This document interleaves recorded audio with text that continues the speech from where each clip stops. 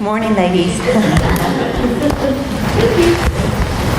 When I was standing back there, I was giggling as I came forward because, for whatever reason, while Nina was praying, I had this vision of me trying to get around Melanie and tripping and falling, and then, like in the movies when someone falls and then they pop up like this and they're fine? I don't know why. So I was like, thank you, I'm going to be really careful right there.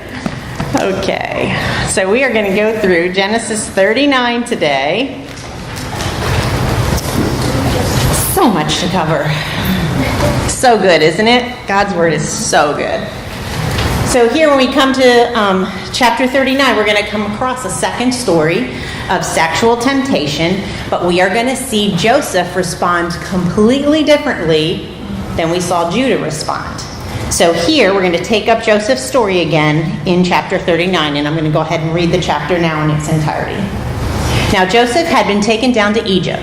Potiphar, an Egyptian who was one of Pharaoh's officials, the captain of the guard, bought him from the Ishmaelites who had taken him there. The Lord was with Joseph, and he prospered, and he lived in the house of his Egyptian master. When his master saw that the Lord was with him, and that the Lord gave him success in everything he did, Joseph found favor in his eye and became his attendant. Potiphar put him in charge of his household, and he entrusted to his care everything he owned. From the time he put him in charge of his household and all that he owned, the Lord blessed the household of the Egyptian because of Joseph. The blessing of the Lord was on everything Potiphar had, both in the house and in the field. So he left in Joseph's care everything he had. With Joseph in charge, he did not concern himself with anything except the food he ate. Now Joseph was well built and handsome, and after a while his master's wife took notice of Joseph and said, "Come to bed with me." But he refused. "With me in charge," he told her, "my master does not concern himself with anything in the house. Everything he owns he has entrusted to my care. No one is greater in this house than I am. My master has withheld nothing from me except you, because you are his wife. How then could I do such a wicked thing and sin against God?" And though she spoke to Joseph day after day, he refused to go to bed with her, even to be with her. One day he went into the house to attend his duties, and none of the household servants were inside. She caught him by his cloak and said, "Come to bed with me." But he left his cloak in her hand and ran out of the house. When she saw that he had left his cloak in her hand and had run out of the house, she called her household servants. "Look," she said to them, "this Hebrew has been brought to us to make sport of us. He came in here to sleep with me, but I screamed. When he heard me scream for help, he left his cloak beside me and ran out of the house." She kept his cloak beside her until his master came home. Then she told him this story. "That Hebrew slave you brought us came to me to make sport of me, but as soon as I screamed for help, he left his cloak beside me and ran out of the house." When his master heard the story, his wife told him, saying, "This is how your slave treated me." He burned with anger. Joseph's master took him and put him in prison, the place where the king's prisoners were confined. But while Joseph was there in prison, the Lord was with him. He showed him kindness. He granted him favor in the eyes of the prison warden. So the warden put Joseph in charge of all those held in the prison, and he was made responsible for all that was done there. The warden paid no attention to anything under Joseph's care, because the Lord was with Joseph and gave him success in whatever he did. May the Lord add his blessing to the reading of his word. Now, before we move into this, I want to go and just talk about some of the facts about Egypt, the place where Joseph is at this point. I'm just going to do some bullet points. So Egypt was primarily a land of small villages. It was inhabited by peasants who worked the land. Basically, they were raising grains and vegetables. They had the Nile River that ran through their land. It provided a consistent supply of water for the crops and the cattle. There were some large cities, and in those cities, they worshipped the sun god, Ra, and also they worshipped a sacred bull named Apis was worshipped as well. And these larger cities, Memphis and Hierapolis. There was a lot of religious superstition very common in this culture throughout the land. The Egyptian people, including Pharaoh, I found out, recognized at least 2,000 gods and goddesses. Their emphasis was on preparing for the afterlife. And at that time, they would be presented to a god named Osiris, who would judge their deeds. They were pretty much devoted to death, just as much as they were devoted to life. They were a country of great builders, slaves and citizens alike.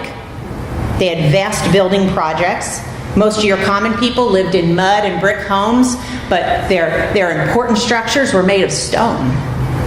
The government was a large bureaucracy with many officials in various levels, thousands of scribes to help to keep their records. The Egyptian priests and the wise men, they studied the heavens and the earth. They developed a solar calendar that was 365.25 days. They were well known for their medicine. They perfected the art of embalming. Their armies were full of horses and chariots, and they knew the art of war very well. They had many Semitic slaves similar to Joseph. Now, when you go to and I know you're going to read this week, but I just wanted to emphasize yet again on page 39, I'm just going to read this to you.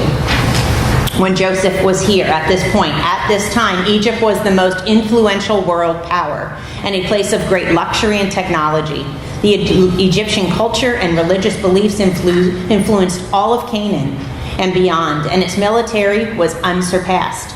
By contrast, Jacob's family had been nomadic shepherds, roaming from place to place throughout Canaan for several generations. They lived in tents, while the Egyptians lived in permanent houses, and Egyptian architecture was grand, even by modern standards. Joseph was entering a nation that spoke a completely different language, operated under different cultural norms, and served 2,000 foreign gods. To make matters worse, the Egyptians detested shepherds and considered such people unfit to even eat with. They bought and sold slaves, a social class that is at the bottom of any social hierarchy. With its language and cultural differences, religious anomalies, social background, and lack of status as a slave, Joseph was about as low as he could possibly be in this Egyptian society as a human. Add to this the fact that his own brothers had betrayed him, and we get a sense of the utter despair and heartbreak Joseph must have experienced. His reaction was not of this world, not at all, because he was focused on eternity. So, just putting into context the environment that he was in, what he was considered, the way he was viewed by those around him, and then the favor that the sovereign God is going to place on him. So as we look at verses 2 and 3, the Lord was with Joseph and he prospered. He lived in this house of his Egyptian master. And when his master saw the Lord was with him and that the Lord gave him success in everything that he did. So Joseph was special because the Lord was with him. And because the Lord was with him, he was a man of accomplishment and great favor. Now the same is true of us as we trust in the Lord, as we seek to honor him.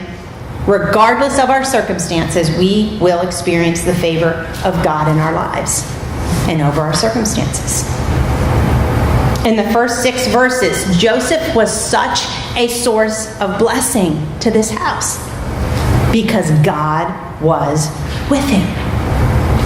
Joseph is like that man described in Psalm 1. If you were at retreat, we spent a lot of time talking about Psalm 1. But Psalm 1, the first 3 verses, "Blessed is the man who does not walk in the counsel of the wicked or stand in the way of sinners or sit in the seat of mockers. But his delight is in the law of the Lord, and on his law he meditates day and night. He is like a tree planted by streams of water, which yields its fruit in season, whose leaf does not wither. Whatever he does prospers." And we see that here. Everything he did prospered. What we see in Joseph is an example of a believer who trusted God and made the best of every circumstance, no matter how difficult. And God blessed him because of it. In verse 5, "From the time he put him in charge of his household and all that he owned, the Lord blessed the household of the Egyptian because of Joseph. The blessing of the Lord was on everything Potiphar had, both in the house and in the field." The blessing of the Lord was evident to everyone in Potiphar's household. You couldn't ignore the fact. And they knew this guy shows up and everything starts prospering. Everything. Just imagine, he appears on the scene, everything prospers. Everything. Not just the little stuff, not just everything starts to prosper. And it's obvious that in everything within Potiphar's house, big and small, that had something to do with Joseph. Now, I don't think Joseph meandered about and didn't even express his faith in God. I'm sure he was seen praying. I'm sure he was seen living out of his faith. And this slave Joseph had something special, and blessings were pouring forth because of it. So as a result, Potiphar just kept turning over more and more responsibility to Joseph until he was actually managing the entire household other than the food that Potiphar ate. Joseph became well liked by all in the house. And what a living, breathing testimony to the one true living God. Amongst pagan people who believed in 2,000 pagan idols, Joseph was honest, he was hardworking, he was dependable, he was faithful, and the people saw that. It was something so probably refreshing and different from what they were used to seeing. He lived with them, he worked with them, and they saw something in him. And I thought to myself, isn't it amazing how these pagans experienced God through Joseph? They accepted him, they liked him, they acknowledged the blessings that came from him and his God. It doesn't ever mention they're jealous of him. They conspire against him. They want to kick him out of the household because of it. How unlike his brothers. What a contrast to his brothers.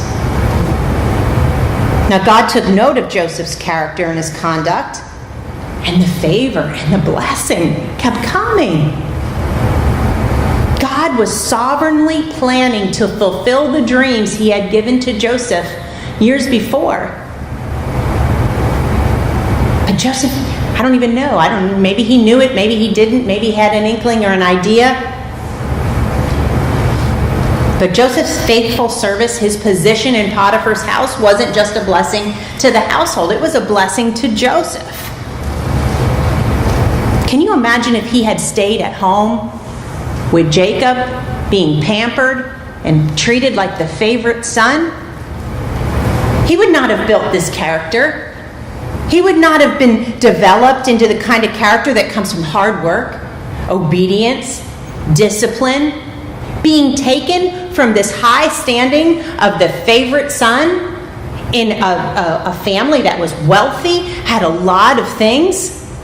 And all of a sudden he is thrown into this pagan country, doesn't speak the language, is looked upon as the lowest of low.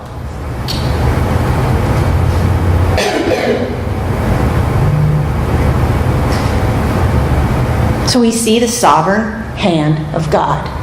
Said from the very beginning, we are going to see the sovereign hand of God through this entire ending chapters of Genesis. God uses different methods, he uses different circumstances to grow and mold Joseph. He does the same with us.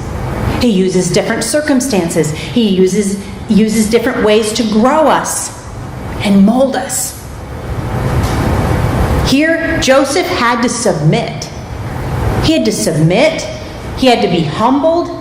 He had to work. And I guarantee you, he worked as though it was unto the Lord. He wasn't complaining. I don't think he was whining about his circumstances. He was obedient to the Lord, knowing he was doing the Lord's work, knowing that the Lord was with him. Warren Wiersbe said, God tests us as servants before he promotes us to being rulers. Before he allows us to exercise authority, we have to be under authority and learn to obey. So verse 6. So he left in Joseph's care everything he had. With Joseph in charge, he did not concern himself with anything except the food he ate. Now this description of Joseph prepares the way for these next verses, this encounter with Potiphar's wife. Because not only was Joseph godly and dependable and efficient, it also says he was handsome and he was well favored. So the remaining verses give us an example of Joseph overcoming great temptation. If we think about it, Joseph had suffered in a pit because of the hatred of his brothers. Now he's going to face an even greater danger from a lustful woman. Proverbs 23:27 says, "For a harlot is a deep pit, and a seductress is a narrow well." Potiphar's wife humiliated Joseph by inviting him into her bed. Now she may have reasoned, oh, he's a Jew, he's a slave, he belongs to my husband, which means he belongs to me. If he's going to listen to him, he's going to listen to me. He should obey me. And it says that she advanced on him in verse 10, day after day after day. This was not just one time. She was tempting him. She was luring him time after time after time. But even after her repeated advances, he rejected her, and she turned against him. But Joseph wasn't about to sacrifice his purity. He wasn't about to sacrifice his integrity just to please his master's wife. And can you imagine the courage and determination and focus it had to take for Joseph, this young, viral, 19-year-old young man, to overcome that type of temptation? He fought it day after day after day, but he succeeded. He didn't flee at first. He avoided even being in her presence. Said he wouldn't even be with her. He avoided her. He didn't put himself in the situation where she could make advances on him. He even wisely explained to her why he wouldn't cooperate with her commands. He said, "You're another man's wife, and that man is my master." He was trusted. He says, "I'm so trusted by my master. I don't want to violate that trust." And the most important thing he said, even if no one else found out about it, God would know it. It would be displeasing to my God. This moment of pleasure that she wanted would have been a great wickedness against his God. Completely opposite of what we saw Judah do. So what did Potiphar's wife do? I guarantee she set to scheming. How can I get this? How can I figure this out? How can I get him into either my bed or get him into trouble? So she started scheming. And I'm sure she arranged for all the other servants to be out of the way and out of the house. And probably unknowingly he came in and there she was. Can you imagine? It's like turning a corner, walking into a room, and whew, there she is, not expecting her to be there. No other servant in the house. And she knew it. She set him up. And that's when she launched her greatest attack. So those servants were gone, but they were out of the house. They were still within earshot of her. And she called, she advanced on him, and she grabbed his garment. And verse 12 says what Joseph did. He fled. He ran. He left his garment behind, and he fled. And there are times when fleeing is a mark of cowardice, but there are also times when fleeing is evidence of courage and wisdom and integrity. And Joseph was wise enough to flee. He fled the temptation. He fled the sin that could have so easily entangled him. He demonstrated self-control. Proverbs 25:28. Whoever has no rule over his own spirit is like a city that is broken down, without walls. Anything can get in. Anything can come out. So for the second time in his life, if we think about it, Joseph has lost a garment. Right? Warren Wiersbe said Joseph lost his coat, but he kept his character.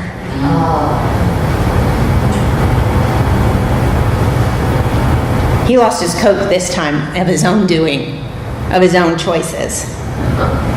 So then verses 16 through 19, Potiphar's wife, what does she do? She's going to keep up her scheme, her lies, her deception.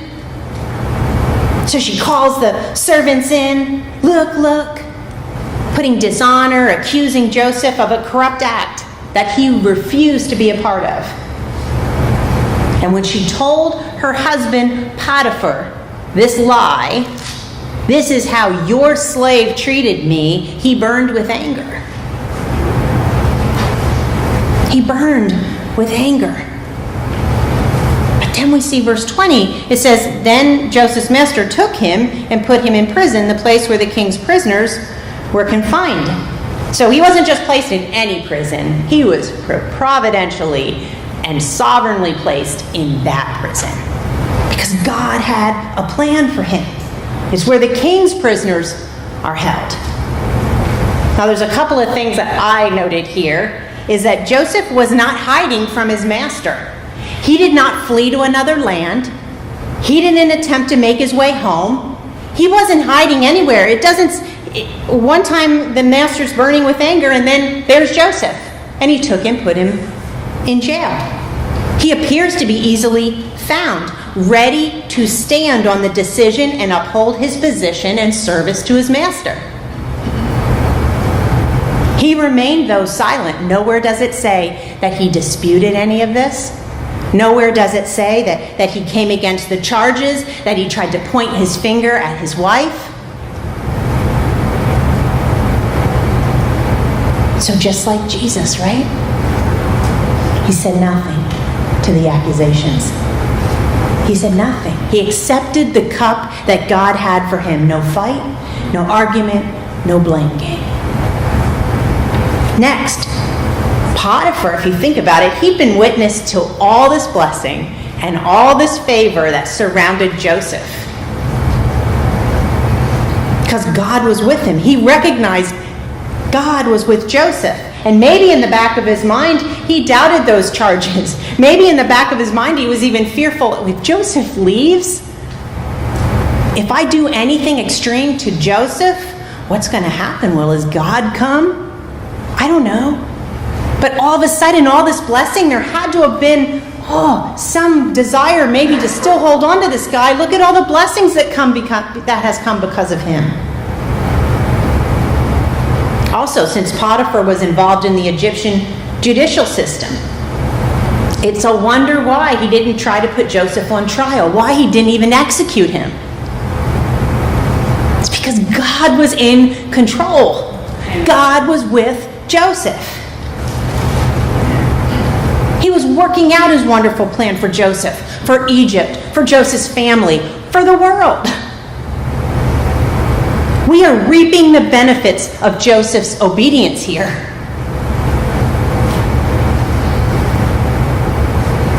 And then in verses 21 to 23, as this closes out, we see Joseph enduring injustice. Because once again, it was the Lord who made the difference. Because whether Joseph was a steward in Potiphar's house or he was an accused criminal in prison, God was with Joseph. He gave him success. He gave him favor in the eyes of others. These final verses of chapter 29, Joseph is learning to wait. He's going to be in prison for 2 years.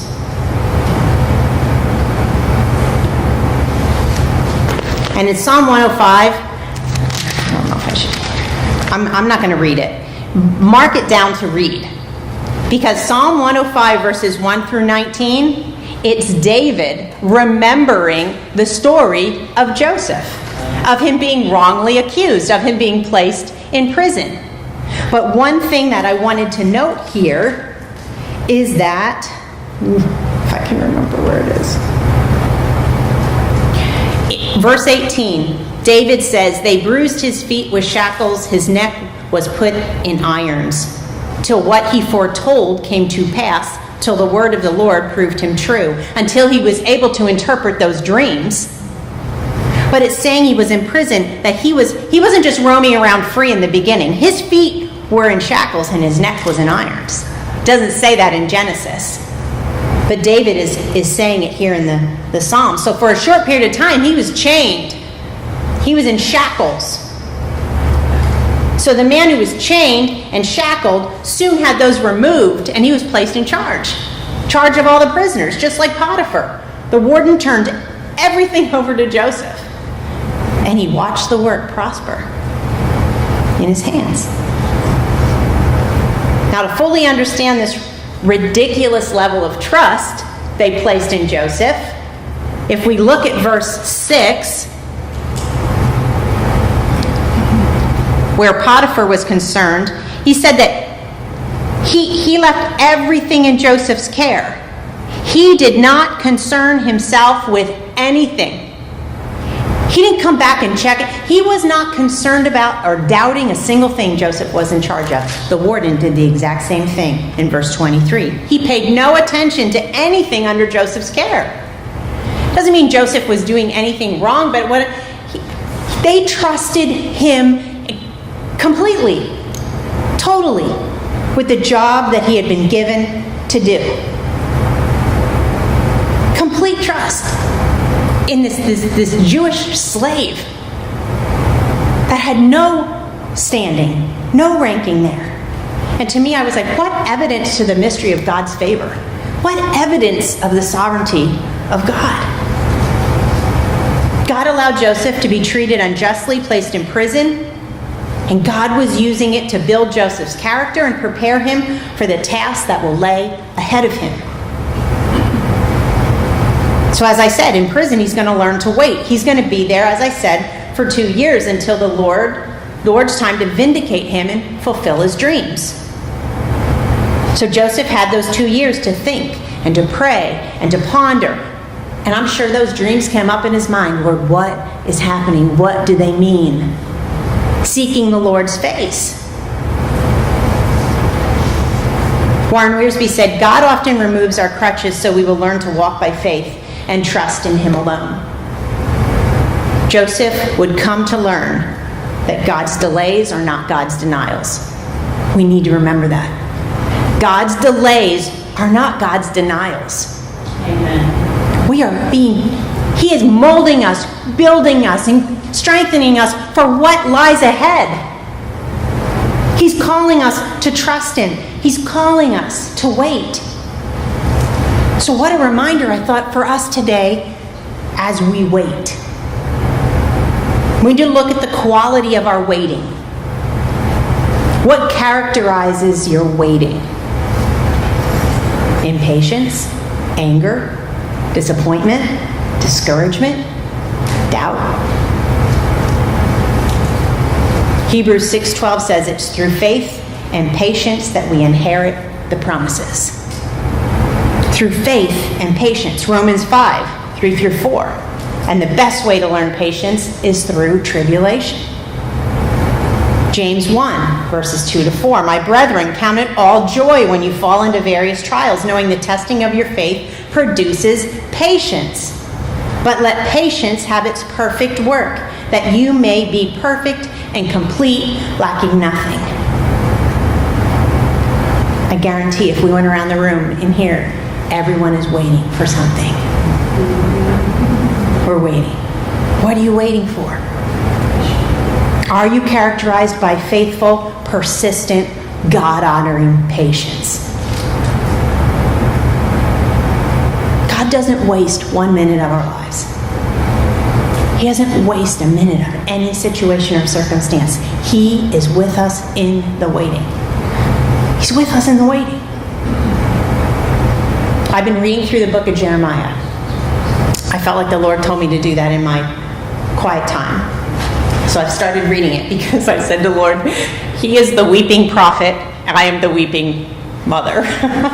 So maybe we could have something in common. But as I was even just started reading Jeremiah chapter 1, verses 8 and then verse 19. God spoke. God commands me. He tells me not to be afraid. He promises me. Now these are my prayers. Maddie will not be overcome, for he tells me, I am with her. I will rescue her. Amen. Twice he said that to me. In the first time I opened this book to read it. That's God. When you say, God, I'm going to read this because I'm going to hear from you because I need you. And I need you in the waiting. And I need your truth to uphold me and encourage me and strengthen me. I will tell you You sit and listen and you read. He impresses it on you. It is astonishing to me. Now, I will tell you, there is a contrast with God being with Joseph and God being with my daughter. There's a contrast. God is with them both. And I know that God is with Madison. God was with Joseph, and we saw favor and success and prosperity and spiritual growth and increased faith and trust because Joseph acknowledged God was with him. Every moment of every day in his daily being, I know he acknowledged God is with him. My daughter, she knows the Holy Spirit lives in her, but she does not acknowledge God every day that he is with her. That is why I am praying without ceasing, and I am believing from Psalm 91, verse 11, that he commands his angels about her. He is with her. He is hearing my prayers. The prayers of a righteous person are powerful. There are many, there are more than I can count that are praying for her. He is honoring those prayers. Not because Madison is being obedient, because we are praying for her, because he is with her. He will not leave her or forsake her. But the blessing that will come in Madison's life when she acknowledges the fact that he's with her every day of her life, I look forward to that day. Amen. Amen. So he's not telling me how. He's not telling me when. But he says, I'm with her. And I will rescue her. She will not be overcome. So I wait. And I wait with a holy anticipation, knowing that my God is faithful. He doesn't give up on me. He does not give up on Maddie. He does not give up on Matthew. He does not give up on John. He does not give up on me. He does not give up on you. Every single person, or what you're praying for, what you're waiting for, he is not giving up on that. He is in it. He is with you. He is with them. So I'm not going to give up on him.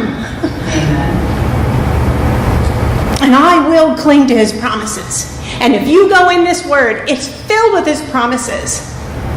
You claim them. You speak them. You pray life over every situation through these words.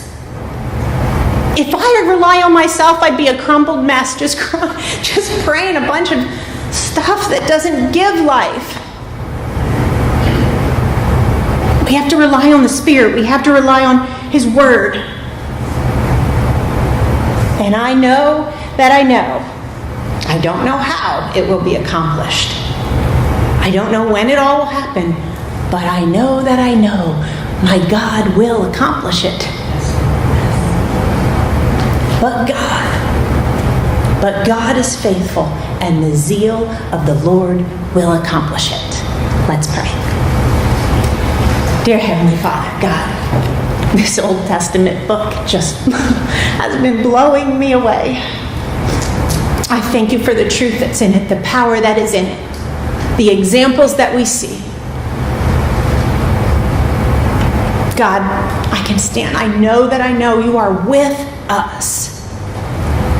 You are God Emmanuel, God with us. And God, I know that I know each and every one of us has our prayers and has our desires. You know them all. You hear them all. And you will be faithful to answer in your will and in your time. Because you are a sovereign God. You are in control of all things. So Lord, I pray that the Holy Spirit reminds us and helps us to be patient in our waiting. To be faithful in our waiting. To have a holy anticipation and a hope in our waiting. Because we are praying and we are trusting in our God of unshakable plans. God, you are our God of unlimited resources. You are our God of ultimate authority. And you give us an unstoppable hope. And it is in that strength and hope and grace and love that we pray. Amen.